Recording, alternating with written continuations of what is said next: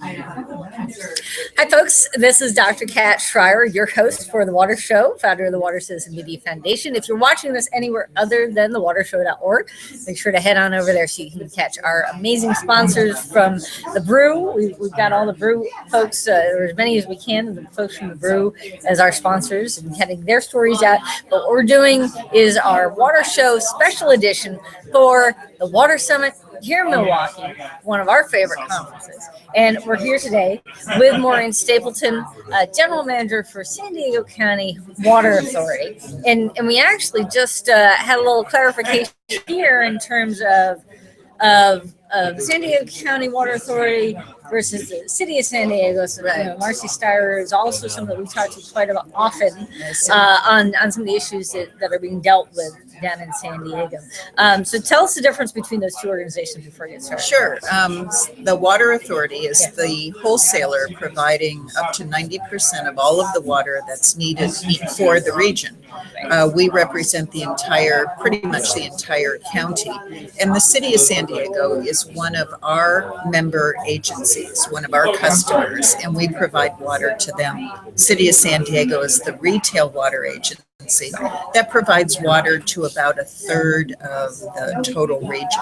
So when you get your bill as a water citizen, you often, the retail is who you pay your bill to. Right. Wholesale may be the one who actually captures the water, stores the water, treats the water, and then delivers it to yes. the retail. Yes. And that, I think, is something on the institutional side a lot of people don't recognize, and they might see some. Well, I thought Marcy was in charge of San Diego. No, Maureen's in charge. And one of the things the Water Authority also does is we do regional planning, and that's really important because if you did it just individually by a certain, we've got 18 cities plus the large county area, you don't have that synergy between and among. So we're the regional planner for water supply and water reliability for the region. So you were actually on a panel here about water finance. Yes. But the people who we're paying our bills to are the retailers, who's yes. setting the rates that the individuals and the businesses and everything are paying. So how do you guys get into that dialogue about the amount that people are paying the bills for? Because all your 18 different entities, I'm sure, have different rates. They do have different rates. They're very much similar in the sense that they're all tiered rates based upon water use. And then they also have the same charges, fixed charges, that we charge for all of our water agencies. They have those same charges. And as I indicated, that the vast majority of our retail agencies actually have a service charge, a set service charge in addition to the variable charge. So that's to actually get that water that they purchase from you all and get it to your house. Right. So all the different neighborhoods, and everybody needs to have service to live in a city or a county or a town. Now,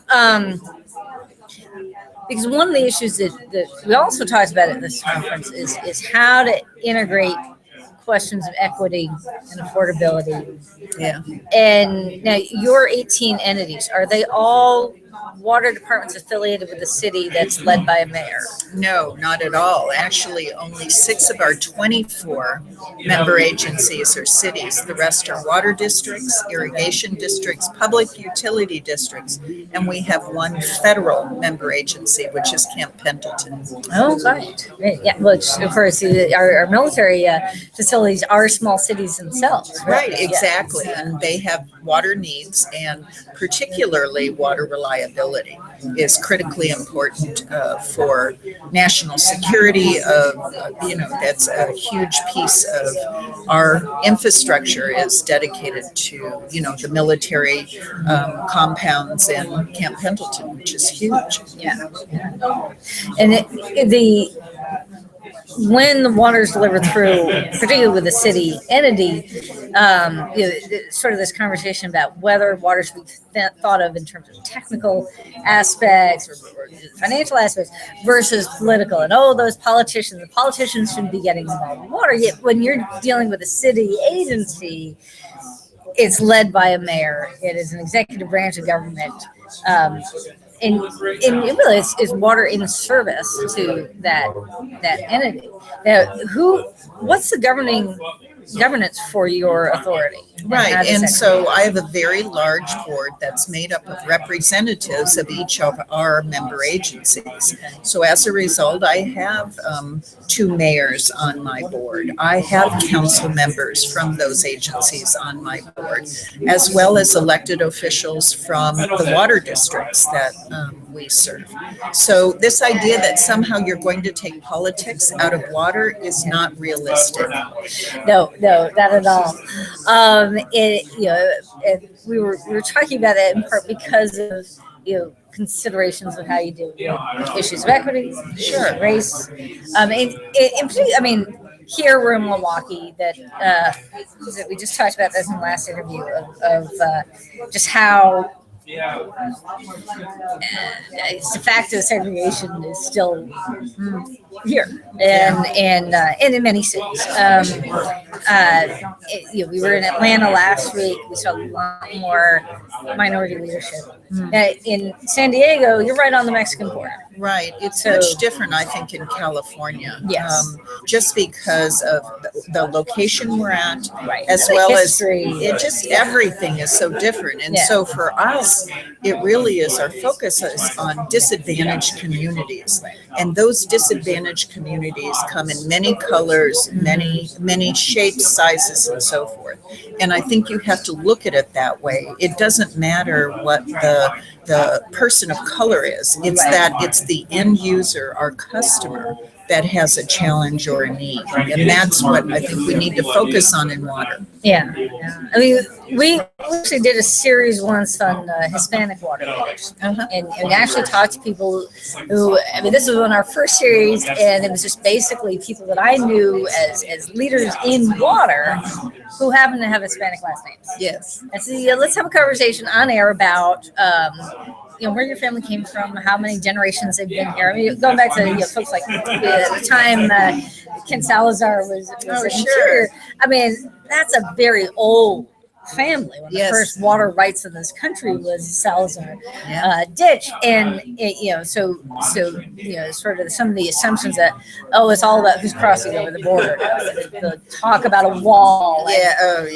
And you know what? So I do get the question from time to time about, particularly when we're in a drought, which is, well, if we just stop building, or we just stop people from moving here, then our water issue would go away. And actually, in San Diego, births over deaths have represent more than 2/3 of our increase in population. And so the question I always ask back is, are you willing to have your children not live in San Diego County and your grandchildren? Because give them the boot, kick them out. And their issue Stop is having kids. No more sex in San Diego. and so water is sexy. And so that's really, that really hits home for them to understand that this isn't about population moving into San Diego County. This is our generation's next generation and their children. That's what we're working for. We're working for water reliability and resiliency, as we heard today, for the next generation and the generations after that. When we do look at water in Hispanic populations within large cities, sort of this idea that it's there's all one Hispanic people.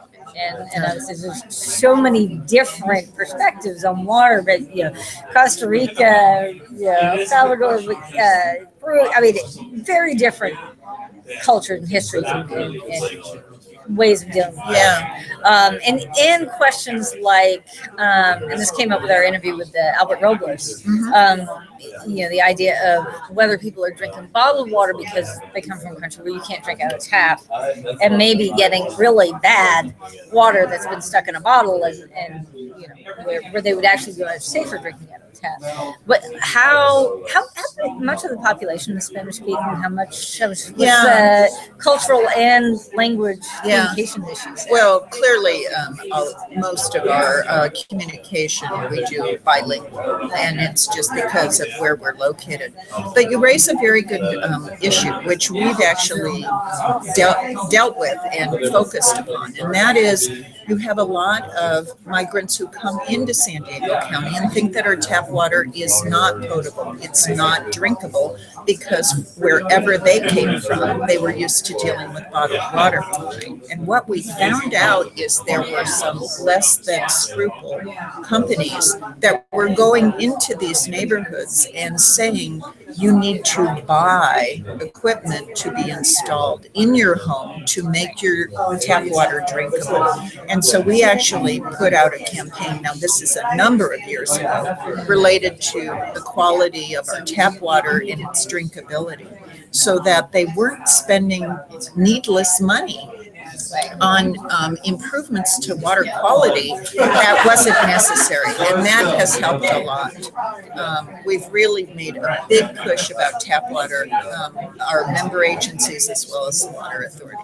Yeah, we actually kind of collected stuff about the story of the shift to bottled water and increases in cavities. People are not getting fluoridated water. They're not, dental community is recognizing increasing cavities as people shift more to bottled water. Exactly. I wanted to jump back to what we started talking about before we hit the button was what we've been doing at the Water Show, the Water Citizen Media Foundation, of trying to identify all the women water leaders, having come from a conversation we had years ago with Pat Mulroy, and her history is the first, perhaps, head of who was first? You were Pat. She was already in office when you Pat came, yes. She was months before I was. Months? I think so. Wow, so it's pretty close. Oh, yes, very much so. Yeah. Now, so tell us about that. What was it? How did you end up being general manager? What was your background? I have spent my whole career in public service, and I started on a playground in the summer in a recreation program, and weaved my way through parks and recreation, personnel, finance, ultimately to being the assistant city manager for the city of San Diego. And it was really the drought in 1991 where the San Diego region was cut 31% in our water supplies. And I was doing economic development, redevelopment, and realizing the significance of water as the essential commodity, truly the lifeblood of the economy and the quality of life in our region. And it got me interested in water in general. And as a few years later, the general manager position opened, and I had no water background before they tagged me to come over and manage the Water Authority. So water was brand new to me, but I had such a passion for water reliability and the influence it had on our quality of life that here I am 20 years later. That's great. That's great. And you're and originally my first bachelor's was in government. So sort of there you go. Starting with public service, Public and then administration. Going back. There you go. Yeah. Okay. In looking, so we've been interviewing dozens of women water leaders. So every time we find a new dot on the map of cities that are or have been led by a woman, that we try to talk about their background and where they came from. We've found three major tracks of where women are coming up. Certainly, historically, pioneers, and we talked to Elisa Speranza, we talked with Katie McCain, we talked with a number of folks, and that generation it tended to come from public administration, PR, communications, human relations. then you see this influx of women in engineering Yes. and science coming through. The third track, this is something I thought was very interesting. I want to explore this more. Is the it's actually through the labs. You get a lot of women without, really? without the college background who come in through labs and operate. And I think Kansas City or. I see her. I'll see her next week at Ace. I'm sure. Long gray hair.